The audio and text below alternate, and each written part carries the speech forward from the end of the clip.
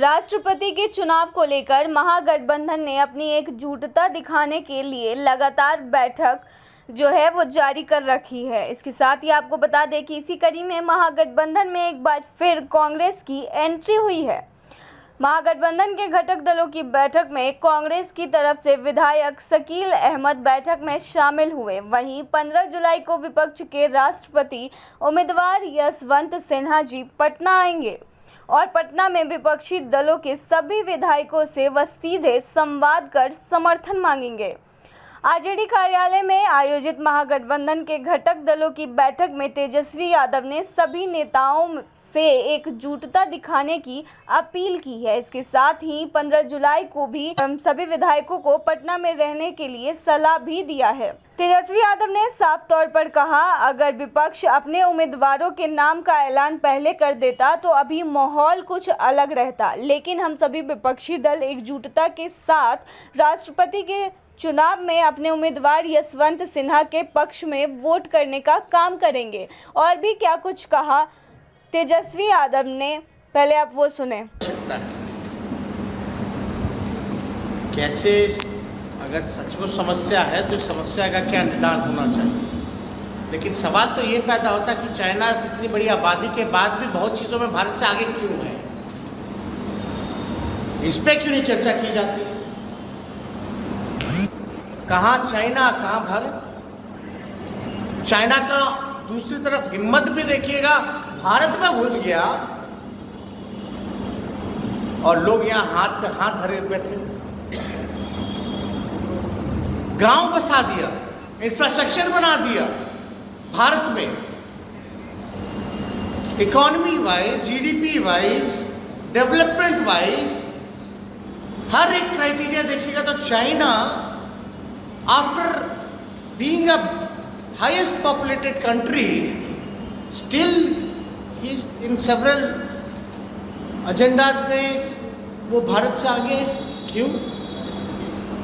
तो इस पे तो चर्चा होनी ना चाहिए।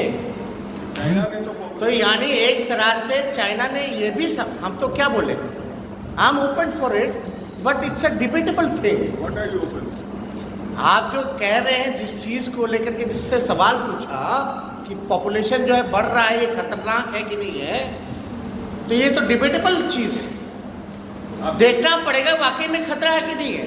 लेकिन खतरा होता तो चाइना और चीज़ों में कैसे भारत से आगे, या और मुल्कों से भारत तो है ही पीछे, और भी जो मुल्क हैं उनसे भी आगे, वो कैसे।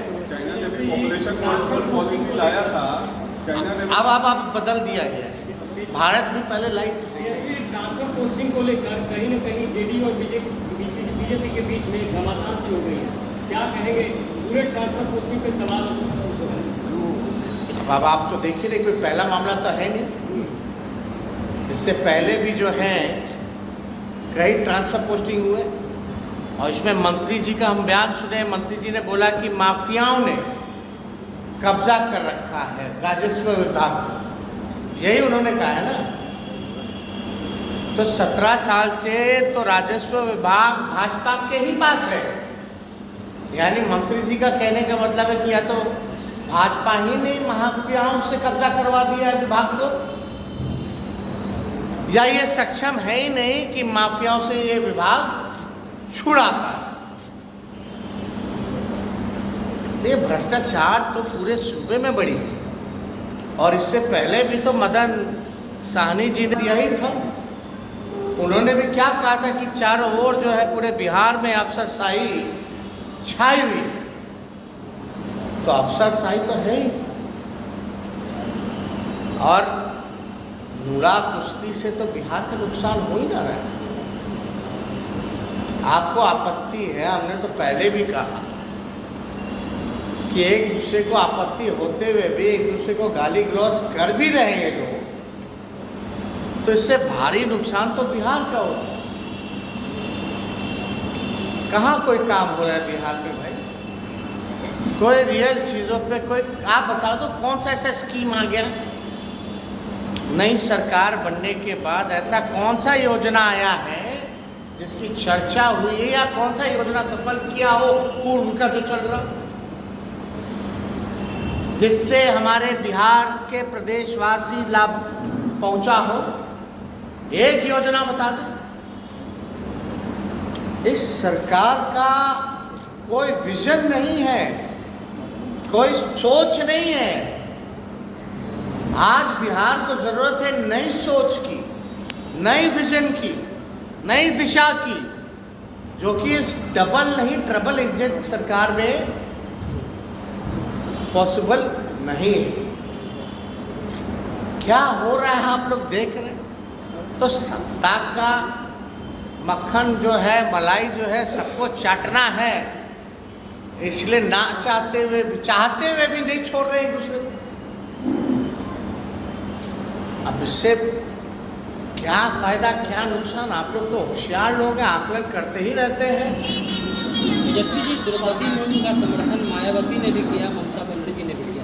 क्या जो एनडीए है इस मामले में विपक्ष से आगे निकली, जो कैंडिडेट जो है उन्होंने दिया है द्रौपदी मुर्मू को, क्या आदिवासी कार्ड जो है वो खेला गया है? विपक्षी क्षेत्रों में नहीं।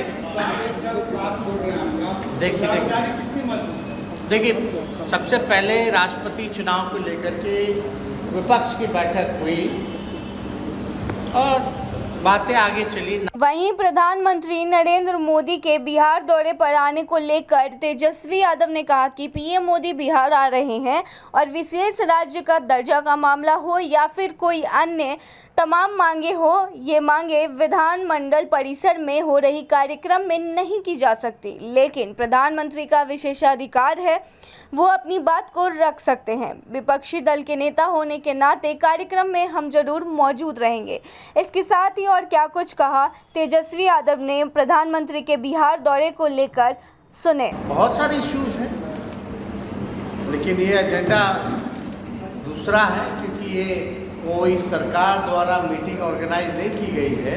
ये कार्यक्रम बिहार विधानसभा के अध्यक्ष ने तय किया है। तो अपनी बात तो हम लोगों को जहाँ मौका रहता है हम लोग तो कहते ही,